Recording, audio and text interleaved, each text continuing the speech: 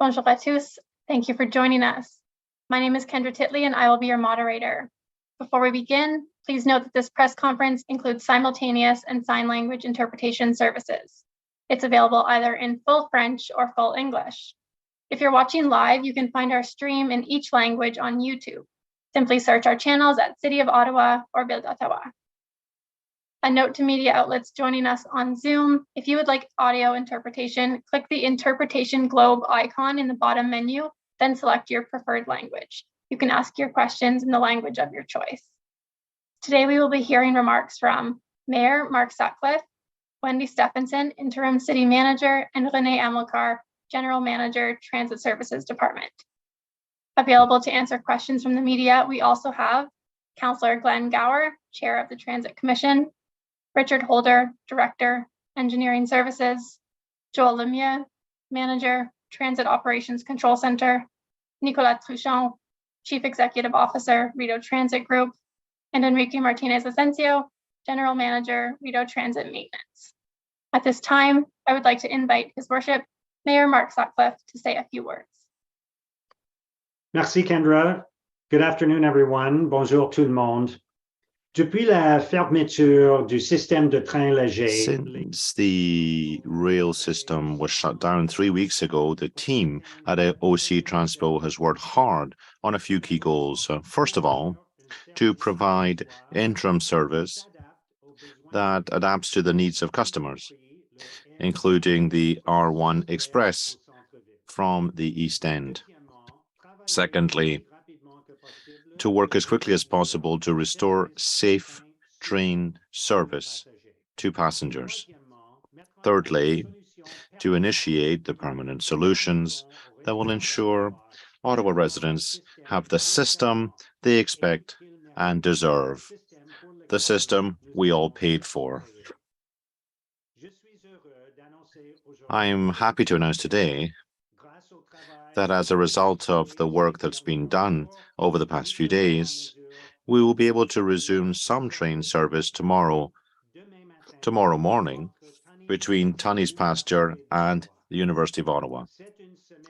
This is 1 week ahead of what we had originally planned, but every step has been taken to ensure that it is safe to operate the trains on this segment. As of today, we remain on schedule for the resumption of the rest of the service by next Monday. Since the light rail system was shut down 3 weeks ago, the team at OC Transpo has worked very hard on a few key goals. First, to provide interim service that adapts to the needs of customers, including the R1 Express from the East End. Second, to work as quickly as possible to restore safe train service to passengers. And third, to initiate the permanent solutions that will ensure Ottawa residents have the system they expect and deserve, the system that we all paid for. I'm encouraged to announce today that as a result of work that has been done over the past few days, we will be able to resume some train service tomorrow between Tunney's Pasture and U Ottawa. This is 1 week ahead of what we had originally forecast, but every step has been taken to ensure it's safe to operate the trains in this segment. As of today, we remain on schedule for the resumption of the rest of the service by next Monday. This is only one step in a long journey. The critically important work to permanently fix the system continues. There are still many milestones ahead, and it will take a long time before we reach our final goal. But we are moving in the right direction. I'm grateful for the patience of Ottawa residents and OC Transpo passengers, and I want to reassure you again that I and the team at City Hall and at OC Transpo will not rest until Ottawa residents have the system we deserve. Thank you. Merci beaucoup. I'll turn it over now to Wendy Stephenson. Merci, Monsieur le Maire, and thank you, Mayor Sutcliffe, for sharing the news of safe and partial service resumption between Tunney's Pasture and U Ottawa starting tomorrow morning. I and OC Transpo staff appreciate how much this is inconveniencing our customers across the city as people try to get around, whether it's to go to work, to go to appointments, to go shopping, or to attend events in Ottawa this summer.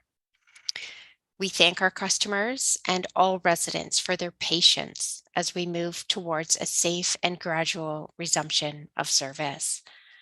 And while the suspension of service has been frustrating, the work undertaken to date has been focused on the safe resumption of service and establishing a path for a permanent axle fix. And this is a positive step forward for LRT in Ottawa. And as you know, safety and transparency has been our focus areas throughout the shutdown. And I really hope that our actions have demonstrated that we are being open and we're committed to sharing information with the public and our transit customers. We know that customers want and deserve a safe and reliable service, and the resumption of partial LRT service is a step towards full resumption and restoration of the service. And I know that Renee and her team are listening to customers and doing everything possible in the interim to improve bus service and to provide additional transit options for Transpo customers. And ongoing communications to our residents through media availabilities and interviews, as well as updates on octranspo.com, email alerts, social media, and on-site signage is going to continue. And we realize that today's announcement is still not the level of service that our residents want and expect, but we will continue to do everything possible to make that happen safely and as soon as possible. I'm now going to hand it over to Renee, who's going to provide you with more details on the changes that you're going to see Tuesday morning. Thank you very much. Merci beaucoup. Merci beaucoup, Wendy. Bonjour tout le monde. Je suis très contente aujourd'hui. I'm very, very happy to be here with you this afternoon. As the mayor mentioned, I'm happy to give our customers some good news. Today, we can confidently say we are beginning the safe, gradual resumption of service. It begins tomorrow, Tuesday. We will have 5 single-car trains operating every 5 minutes between Tunis-Pasteur and US Ottawa Station. This is the first step to restoring full O-train service. I know customers' main question will be about safety. I have repeated many times that the safety of our customers and employees is paramount. Over the long weekend, the combined team at RTG, Alstom, OC Transpo, and TRA have worked very hard to ensure we can implement partial service without compromising safety. I'm very proud of the work we have accomplished in such a short time. As I have said previously, RTG and Alstom provided a safety note outlining the requirements for safe operation of Line 1. This includes adjusting the restroom rails at 16 locations across the main line to prevent any contact between the train wheel and the rail. RTG and Alstom have been working around the clock to complete the required adjustment to the restroom rail between Tunis-Pasteur and Ottawa stations. OC Transpo also conducted the necessary trial running through the corridor to verify that the system is safe and ready for customers. In addition, OC Transpo with TRA is conducting a final review of RTG's documentation to confirm that the requirements for partial service have been met. These documents will be provided to the interim city manager, who has the delegated authority in this matter, with a recommendation to resume service. Based on the information, once the city manager is satisfied by the regulatory regime is in compliance and agrees with the recommendation, OC Transpo will proceed with partial service resumption. With these steps completed, customers can rest assured it is safe to offer service between Tunis-Pasteur and Ottawa stations. We are also going to continue to offer Air1, Air1 Express, and PA Air1 service with no changes. We know there is still a lot of work left to do. RTG continues to reposition the returning rails across the rest of the line. So far, they have completed this work at 9 of the 16 locations. They are also continuing to replace the wheel hub assemblies on the train fleet. 22 trains have had their assembly replaced and are ready for service. As part of the gradual return to service, we are using single car trains. This allows us to manage our fleet to sustain service over the long term while meeting the required inspection and replacement regime. Everyone at OC Transpo is ready and happy to welcome customers. We have completed several startup activities in the west end of the line. This includes trial running to verify train systems, cleaning stations, reactivating accelerators and elevators, verifying announcement systems are working, placing wayfinding signage in the stations, and preparing outreach staff. We know that the single car arrangement will be new to our customers. Our team has developed a number of resources to help familiarize customers. This includes installing new decals on the platform to identify single car boarding locations and creating an animation to demonstrate where to board. These will be shared on octranspo.com, on social media, and will be provided to the media. Staff will also continue to be at stations supporting customers during their trip. This is the first step as we gradually restore safe service across the full Line 1. We continue to anticipate that full service from Blair to Tunis Pasteur will begin on August 14th. I know our work is not yet done, but I want to thank our customers for their patience. Je sais qu'il nous reste encore beaucoup de travail à faire. I know we still have a lot of work to do, but I would like to really thank our users, our clients, for your patience while we're working to ensure your safety. The team has had one goal for you: to resume a service that is safe, reliable, and sustainable. I'm very proud of the work we have done, and I want to sincerely thank everyone. I cannot name each of you on my team or on my partners' teams. However, I want to say that it's a pleasure to work with the combined team at RTG, RTM, Alstom, TRA, and of course, my own team at OC Transpo. To each of you, thank you. A special thank you to Richard Holder, who's working on my team, and to Enrique, who's working for RTM. Your expertise and collaboration are advancing our plans to restore service for customers. I'm excited to see customers back on Line 1. Chiargao and I plan to be on the first train tomorrow at 5 to welcome our customers.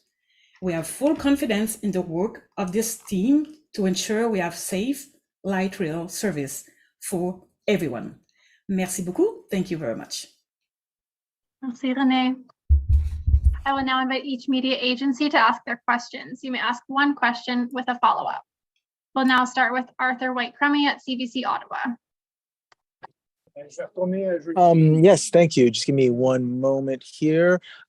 When I first read the memo, this still sounded somewhat tentative. It sounded like there was still a review that was being done and it needed to be approved by the interim city manager, but you're sounding pretty confident that this is going forward on this call. I just wanted to confirm, is this a done deal that it's going tomorrow, or are there still a few things that you need to confirm and a few I's to dot and T's to cross?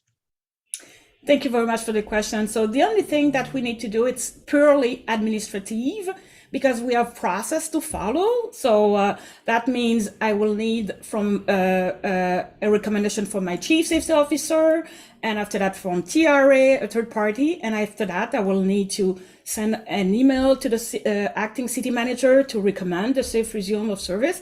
Everything is ready to do. The only thing is we need to finalize this administration part, which will consist sending emails right after this call.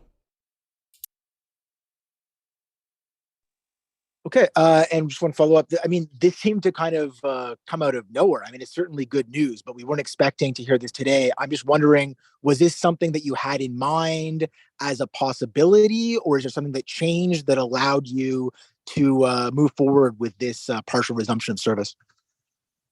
Thank you very much for the question. So I'm very proud because, you know, as a team, and when I say team, it's not only Transpo, it's TRA, it's Alstom, RTM, RTG. We were looking what we can do for our customers safely. And for sure, we wanted to deliver the service from Tennis Pastor and Blair to Blair. However, during the weekend, we have seen a potential opportunity to be able to open the West because we have less restraining rails on the West side. And we wanted to make sure that we could safely launch those trains from the MSF to the West. So that's why we have just a little bit changed our strategy to be able to resume the service tomorrow. And that will not compromise for sure the safe return to the service on the entire line on Monday. Thank you. We'll now go to Annie Bergeron Oliver at CTV National News. Thank you very much for taking my questions. I guess this is both for Mr. Sutcliffe, Mayor Sutcliffe, as well as OC Transpo. You're saying today that it's safe to operate the trains in this segment. Why should the public believe you given the previous derailments and problems with the LRT, especially ones that have been almost identical to the problem now? So I'm happy to go first. I think a lot of work has been done since the public inquiry of last year. There is much more collaboration and transparency, much more of a focus on safety at OC Transpo and in collaboration with the consortium of companies that are delivering this service to Ottawa residents. And I think what I've been told is that every step has been taken to protect the safety of passengers. That's why it has taken so long to get the trains running again. We wanted to make sure that it was safe to do so. And under no circumstances are we going to rush the trains back into service unless we are sure that every measure has been taken to protect the safety of passengers. Maybe I can complete by saying, you remember, we're supposed to relaunch the service a little bit earlier. It was supposed to be last week, and Alstom has revised his safety notes. So we came to you and told you the truth. But now we are very, very confident, and we have followed all the steps that we have to. And we have third party with us, and we will continue for sure to oversee the system, everything. We'll make sure that Alstom is doing the job that he has to do, RTM, RTG. So we will continue to maintain that oversight to ensure that safety remains paramount. Thank you very much. And as my follow-up, the LRT has now been completely closed for about 3 weeks, and you say that 5 trains are starting on part of the line tomorrow. Ottawa is a capital city of nearly 1 million people, more than 1 million people, and many are calling Ottawa's LRT a national embarrassment. How do you respond to that, and how do you rebuild the confidence of Ottawa residents who use the trains and say that it's completely unreliable? So again, I don't mind going first here. I think much of what has happened over the last few years leading up to the public inquiry has been embarrassing for the city of Ottawa. I've spoken to people from all over the country. And in fact, yesterday I was speaking to somebody who lives in Asia and is visiting Ottawa, and he knew about the troubles that we've had with our light rail service. So I think it has been embarrassing for the people of Ottawa to have a system that is unreliable. And that's why we are taking every step possible to follow the recommendations of the public inquiry, to put safety and transparency first, and to focus on not just getting the trains running again when there's a shutdown, but on the permanent solutions that are going to finally give the residents of Ottawa the light rail system that they expect, that they deserve, and that they paid for. So all of the steps that we've told you about in the last few days about replacing all of the axles and wheel bearings on the trains with a new design, about moving the restraining rails, about reducing the pressure that will be felt on the wheels of the trains and on the axles, about lubricating the tracks, especially in the corners.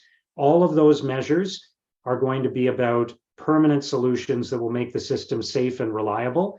But I don't expect residents to have confidence in the system until it is running again and running again safely. I understand why some residents may be skeptical, but they're going to see the trains running over the next few days, and the full service will resume, we hope, by next Monday. What's really going to reestablish trust in the system is the performance of the system itself. And once the system is performing as it should, and once the permanent fixes are in place, then I think people will have confidence in the system. Thank you. We'll now go to Ted Raymond at CTV Ottawa. Hi there, thanks for taking our questions. My first question, I'm not sure who I want to answer this. It's has to do with the work on the restraining rails and the redesign of the axles. We keep talking about this permanent solution. This wheel hub redesign is a permanent solution, but there's still some skepticism about the issue of the tracks and whether this wheel hub redesign is the easier option of the two between that and completely tearing up the track curves and straightening the line out, which is a much larger undertaking. So my question is how will this wheel hub redesign work as a permanent solution with the situation we have with these sharp curves that have been the source of so many problems the last 4 years? I would like Nicolas maybe to answer that question, please. Thank you for the question. So obviously, if the solution was in the track, we would be going into a different strategy.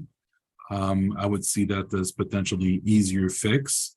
In fact, one of the things we're looking at right now is the top of rail lubrication, which is a way that we can use the track to give a bit of breathing space, additional breathing space to the bearing assembly, so they can it's better equipped to sustain the forces as it navigates through the track.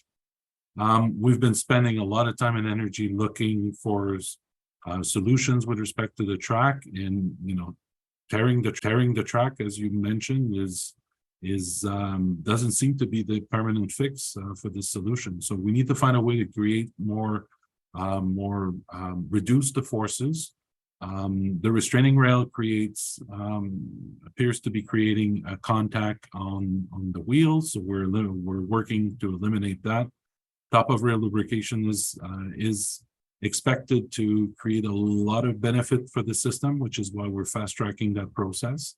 Now, obviously, we'll continue to work with Alstom and our experts to find other ways that we can improve on those forces while we wait for this revised design to create some additional, to finalize the margin that we need to have to eliminate that problem. All right, thank you very much. My next question is for Madame Amilcar. You're bringing in these single car trains to start tomorrow. Do you anticipate that service is going to be by single car trains when full service resumes on the 14th? And how long do you expect to keep running single car trains before double car service can come back? Thank you for the question. For sure, for August, we'll continue to run single car.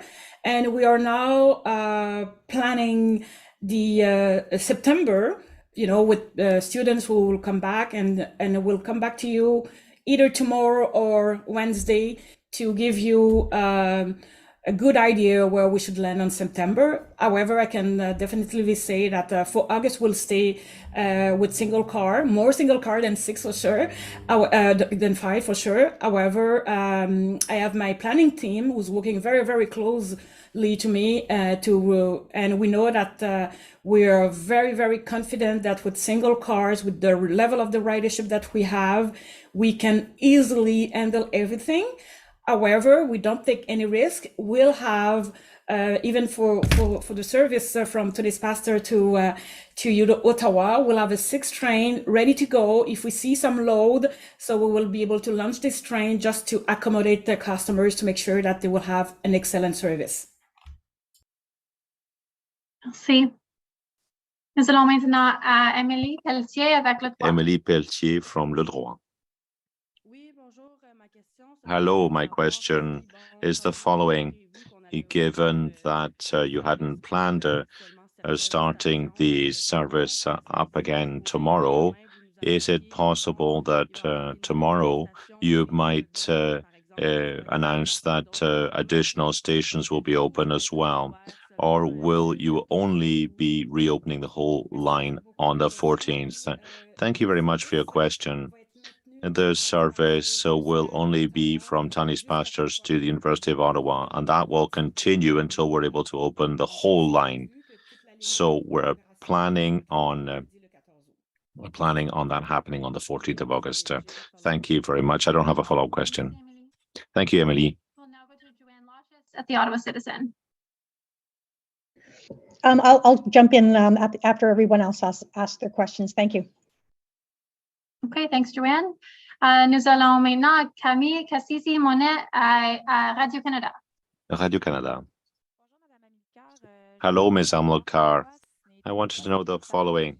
Why is it still not safe to use the train after Ottawa? Why is the work more complicated for the rest of the line? It's not more complex. It's just that we have restraining rails along the whole line, 12.5 kilometers in the east. This is where we have the most curves, and we know that the retention rails are necessary in the curves. And what we decided to do over the weekend in consultation with our teams was to reopen the service in the west. There are fewer curves, fewer restraining wheels, and this is why we were able to make this announcement today. It's not more complicated, there's just more curves in the east. Once we've finished in the east, we'll follow the same processes for the west. We'll test the trains to make sure there's no contact with the restraining rails. And then we'll be very, very pleased to reopen fully on the 14th of August. Thank you very much. So there'll be fewer trains, fewer cars between Tunney's and the University of Ottawa.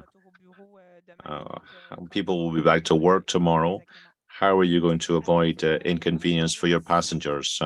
Well, first of all, we'll have 5 individual cars that'll be on the line from Tunney's Pasture to Ottawa. Every 5 minutes, there'll be a train to be able to hold 300 people. I've worked with my planning team, and my planning team has reassured me that with 5 trains, everyone will have space. It won't be overloaded, but we're not taking any risks. We have a 6th train ready to go, and we'll be monitoring the platforms to see how many people are waiting for trains. And perhaps at some times of the day, there'll be more passengers. And if we need to, we'll send out the 6th train. But we'll be keeping the R1 Express, and the Transpo R1 service as well. So passengers will have a great service starting tomorrow. Thank you very much. Thank you. Joanne Lashes, Ottawa Citizen. Yes, thank you. I take it then that people today who will be returning to work are going to have to decide which of the options is best for them. Thank you very much. So if you're living in the West, please take the train. It's safe. And if you prefer to continue to run with Aeron, please do so. And for people on East, they will have Aeron on the entire line, the Aeron Express as well, from Blair to 3 stations in downtown. And we will still provide service to accommodate people with disabilities. Okay, so I just want to make sure I've done the math right. So it's 300 passengers per train every 5 minutes. Is that correct? Correct. And that should be enough to absorb what you're seeing in terms of the ridership at this time of year. Correct. Okay, thank you. Thank you. We do have time for a few more questions. If you'd like to ask an additional question, please use the raise hand function at the bottom of your screen.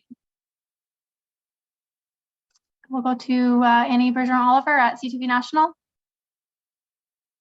Oh, sorry. I forgot to bring down my hand, but I guess I will ask another question anyway. Sorry. I'm just wondering if any of these changes are also going to be applied to stage 2. I understand construction is still ongoing. So what changes are being applied to the stage 2 construction to ensure that these issues don't continue when these new trains and the new system opens? Richard, please.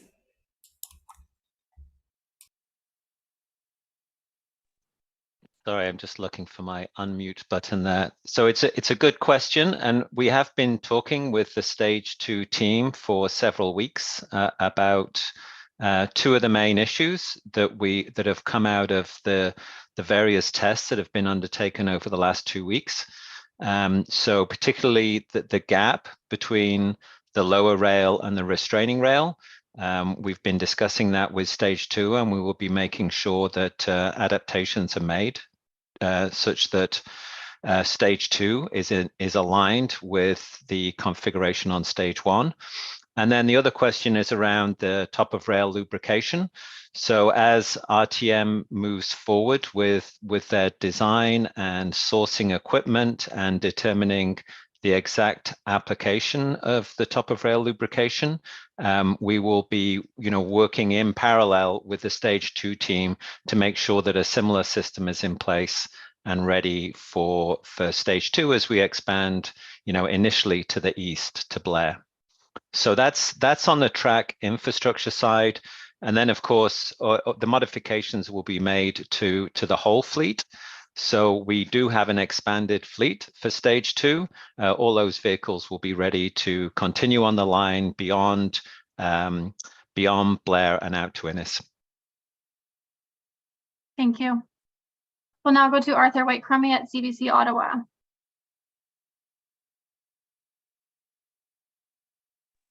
Sorry, I just had some trouble. Yep, There you go. I'm on. I just had some trouble with the mute button there. So I wanted to ask, I saw in the memo that there's going to be a speed reduction, particularly through the tunnel. And I just wanted to confirm, is that, is that over and above the, existing speed reduction that we already have from the usual operation speed? Because I know it's already been reduced once before. And what is the speed that you're expecting the train to take under this new gradual resumption of service? Enrique, please. Okay, thank you, Arthur, for the question. In this specific location, we have a small portion of restraining rail, which is just extended about 20 to 30 meters after the station. So the modification of the adjustment parameters in that section is a little bit more complicated because of the nature of the fastening system that they use. So what we are doing in that section is to remove the restraining rail and to place a speed restriction in that location. As it's very, very close to the station and the train is in the braking process, there is no significant impact in the operation because the speed restriction that we are introducing is 15 kilometers per hour, but the train is very, very close to that speed because of the braking process to reach the station. So we don't expect to have any kind of impact in the timetable because of this restriction. And that's close to which particular station? Well, that restriction is in Rideau Station, east side of Rideau Station, and it's going to be there just for a few days, probably no more than 1 week, maybe 10 days. We are doing some modifications in the brackets that hold the restraining rail in that section. So as soon as the brackets are back from the workshop with the new parameters, we will install and eliminate that speed restriction. So it's a temporary speed restriction, no significant impact in the operation because of the braking process of the train when approached to the stop point, and we want to be removed in the short time. Great, thank you. Thank you. We'll now go to Ted Raymond at CTV Ottawa. Hi again. I know that we're still a little ways away. It's summer. We don't want to think about it yet, but I'm looking ahead to wintertime and some of the issues that the LRT has had. And I'm curious if we have this lubrication system set up by then, you know, is the winter going to affect it in any way? Like, what kind of this isn't a freezing liquid, I'm going to assume. Enrique, please. Yeah, thank you for your question, Ted. The plan is to implement this system before the end of the year. We are working with the vendor to reduce as much as possible the timelines. So the sooner we have, the better. In terms of the characteristics of the product, we are going to use, in the market, there are different kinds of products with different nature for different environmental conditions. Of course, we are going to take in consideration the specific conditions in Ottawa, and the low temperatures is a direct restriction that we need to consider. This product has been tested in very, very similar conditions, and the minimum temperature that allow the application of the product is very low.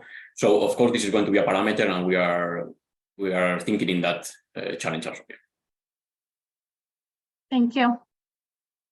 And last but not least, we'll go to Joanne Lashes at the Ottawa Citizen. Sorry, I joined late, and you may have already said this. Can you tell me what happened in the last 3 days that made it possible to do this partial return of service? Richard, would you like to go? Yeah, that's a good question. So in the last few days, we've the whole team, so RTM, TRA, OC Transpo operations, has been working on the complete plan for the return to service of the full length of the line. And it became apparent that there was an opportunity as we work from one end of the line to the other, making changes to the restraining rails, testing that we have no contact, and going through the process of replacing the axles on the vehicles and testing, that we had an opportunity to have this partial opening as we move from west to east. And so the decision really was made once we knew that we had sufficient documentation to support the partial opening, and once we were clear that the work that was necessary was going to be completed in time for this opening tomorrow. Okay, thank you. And it's opening tomorrow at 6 a.m. or 5? It's 5, Joel, right? Yes, that's correct, 5 a.m. Okay, thank you. Thank you. This concludes today's media availability. Thank you everyone for joining us. Have a great afternoon. Merci.